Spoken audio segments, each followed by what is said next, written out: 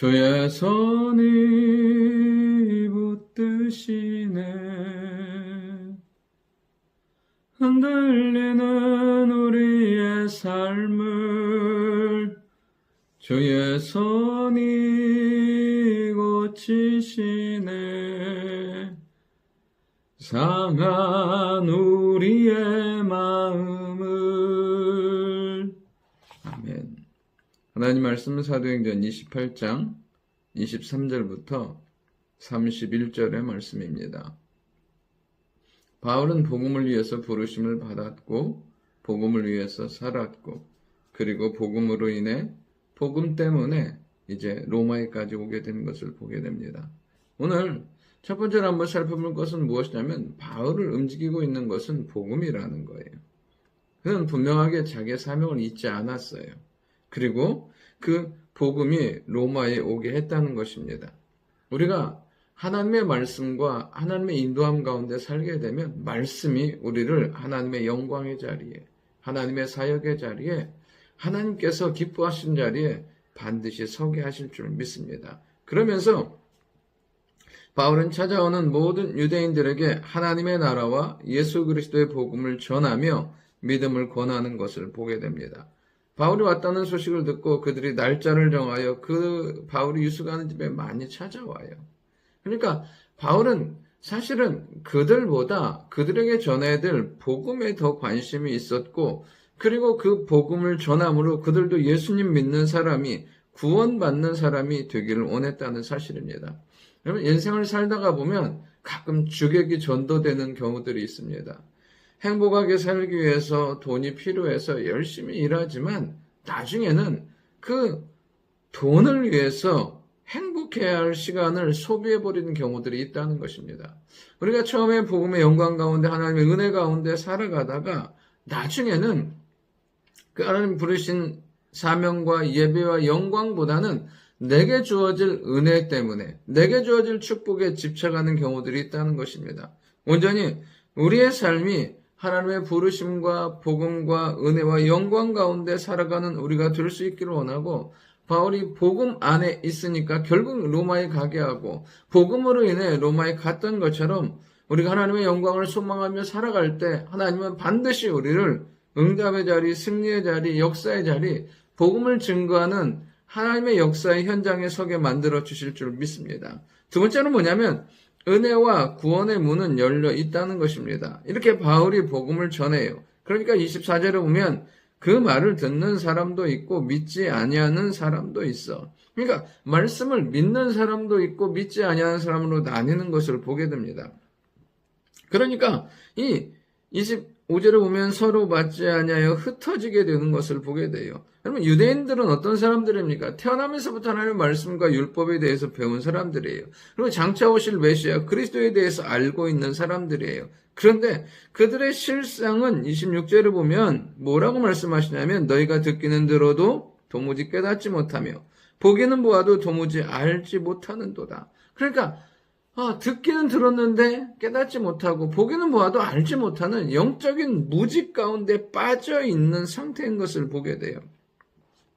변하지 않는 유대인들, 깨닫지 않는 유대인들인 것을 보게 돼요. 여러분 우리가 하나님의 말씀 가운데 있으면 들으면서 보면서 깨닫고 변화되고 믿는 그리고 알게 되는 놀라운 역사가 일어나야 될 줄 믿습니다. 여러분 그것이 축복이에요. 말씀을 듣고 깨닫는 것, 말씀을 통해서 아는 것, 말씀을 통해서 믿음의 성장이 있는 것이야말로 최고의 축복과 은혜라는 사실입니다. 오늘도 하나님께서 우리에게 말씀을 들을 때, 기도할 때, 말씀을 묵상할 때 깨달음의 놀라운 은혜를 주시기를 소원합니다. 그러면 동시에 뭐냐면 깨닫진 못해도 뭐라냐면 27절에 보면 이 백성들의 마음이 둔하여져서 그 귀로는 둔하게 듣고 그 눈은 감았으니 이는 눈으로 보고 귀로 듣고 마음으로 깨달아 돌아오면 내가 고쳐줄까 함이라 하였으니. 여러분 비록 영적인 무지 가운데 빠져있는 유대인들이지만 그들을 향한 구원과 은혜는 유효하다는 것이에요. 여러분 정말 하나님은 이 유대인들을 도구로 삼아서 예수 그리스도가 오게 하셨고 그 구원의 큰 문을 열었다는 사실입니다. 여러분 하나님의 은혜와 사명은 여러분 붙든 자에게 복이에요. 붙든 자에게 축복이라는 거예요. 그러면 누구에게나 이 은혜의 말씀이 주어질 수는 있어요. 그러나 그 말씀을 붙든 사람만이 하나님의 축복의 사람, 은혜의 사람이라는 거예요. 우리가 알다시피 바울도 베드로도 유대인이에요. 이렇게 말씀 앞에 은혜 가운데 사용받게 되면 하나님은 그 놀라운 구원의 문, 더 큰 은혜의 문을 여신다는 사실이에요. 이제 어떻게 하냐면 하나님이 이 구원이 이방인으로게 보내준 줄 알라 말씀하는 거예요. 이제 너희로 인해서 이 구원의 복음이 임했고 이제 이 하나님의 복음은 조그마한 유대 예루살렘이 아니라 온 세상을 향해 간다는 거예요. 은혜의 문이 열렸고 하나님의 역사의 문이 열렸다는 것을 말씀하고 계세요. 오늘 하나님의 말씀을 듣는 우리에게 하나님께서 은혜의 문을, 역사의 문을 여실 줄 믿습니다. 그리고 그 이방인들에게 가니까 그들은 그것을 들으리라. 그러니까 유대인과 이방인과 관계없이 듣고 믿음으로 말미암아 하나님의 구원과 역사 가운데 들어가게 되는 것을 보게 돼요. 마지막 세 번째는 뭐냐면 담대하고 거침없이 가르치고 복음을 전한다는 거예요. 이 2년 동안 바울은 자기 집을 교회로 삼아서 복음을 전해요. 사실은 지금 가택에 연금된 상태예요. 군인 한 명이 지키고 있고 나가지 못해요. 그러나 동시에 뭐냐면 그로 인해서 나가지는 못하지만 찾아오는 거예요. 그러니까 바울은 그곳을 교회 삼아서 복음을 전해요. 오늘 모든 사람들을 다 영접하고 하나님의 나라를 전하고 예수 그리스도에 가는 것을 거침없이 담대하게 전하는 것을 보게 돼요. 여러분, 우리가 믿음 안에서 능력 안에서 해야 될 것은 무엇이냐면 이 복음이 주는 확신과 그 바울 안에는 또 하나 뭐냐면 시간에 대한 제약이 있었어요. 뭐냐면 그냥 뜨거운 열망이 있었어요. 하나님이 역사하신다는. 그러나 동시에 무엇이냐면 언제 끝날지 모른다는 생각도 있었던 거예요. 왜? 지금 여기가 바울이 2년 동안 갇혀있고 잠시 풀려나지만 4년 후에 돌아와서 결국에는 순교하게 되는 것을 보게 돼요. 여러분, 오늘도 우리의 인생과 삶에 하나님께서 놀라운 축복과 은혜의 문을 여신 줄 믿습니다. 그러나 동시에 언제 끝날지도 모른다는 거예요.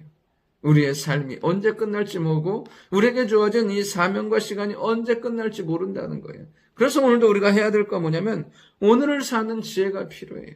믿음 안에 살고 말씀 안에 살고 하나님의 영광 가운데 감사하며 예배하며 살아갈 때 하나님은 더 큰 은혜의 문, 구원의 문을 열어가실 줄 믿습니다.